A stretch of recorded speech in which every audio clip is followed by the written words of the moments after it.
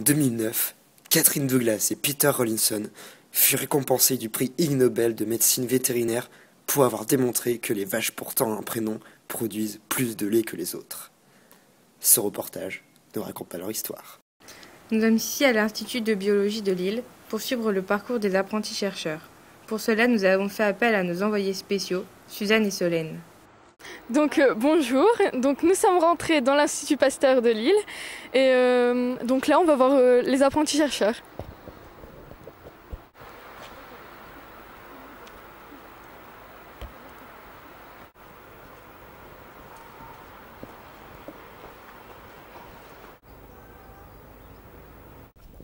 Donc voilà, nous sommes entrés dans un des bâtiments de l'Institut biologique de Lille. Nous sommes ici dans l'accueil et nous allons aller voir nos apprentis chercheurs.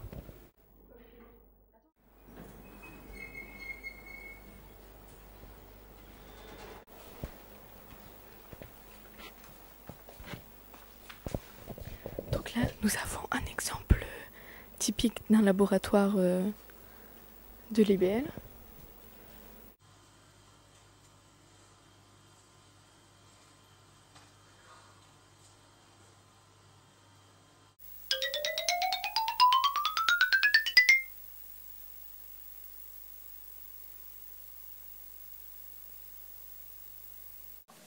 Comment avez-vous pris connaissance du projet Apprentis-chercheurs ? Par le lycée. C'est notre professeur de SVT qui nous en a parlé. J'en ai profité. Et donc on a dû faire une lettre de motivation. Qu'est-ce qui vous a motivé pour participer à ce projet ? La recherche, pouvoir manipuler avec des vrais chercheurs. La même chose, pouvoir manipuler des autres choses que ce qu'on fait en classe. Découvrir le monde de la recherche. Voilà. Comment ça se passe vraiment. Sur quoi travaillez-vous dans le cadre de ce projet ? Mon sujet consiste à regarder comment une bactérie fait pour entrer dans une cellule et quelles sont les molécules importantes. Sur l'obésité un peu en fait.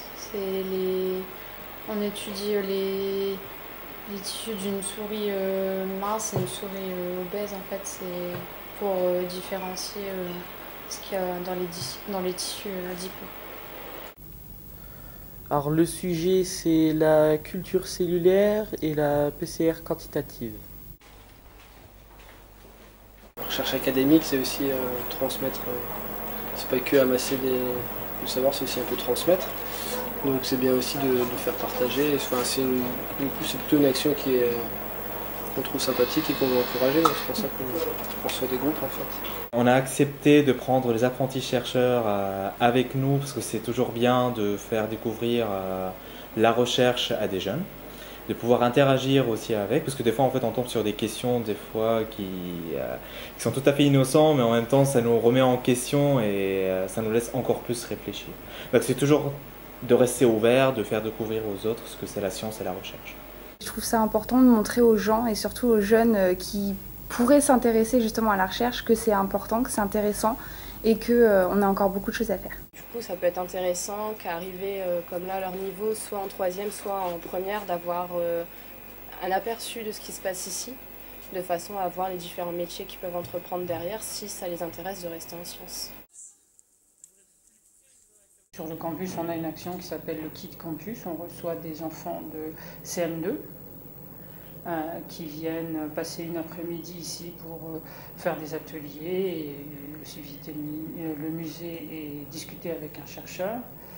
Et après le primaire, il est logique de passer au collège et au lycéen. Mais bon, bien sûr, les modalités là sont un peu plus poussées et puis différentes. Et donc, les collégiens et les lycéens font un projet de recherche. Donc voilà, notre aventure se termine à l'Institut Pasteur biologique de Lille.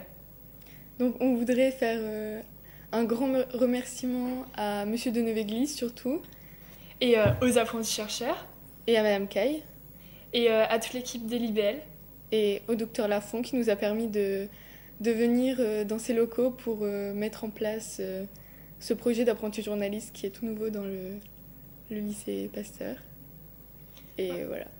Ciao ciao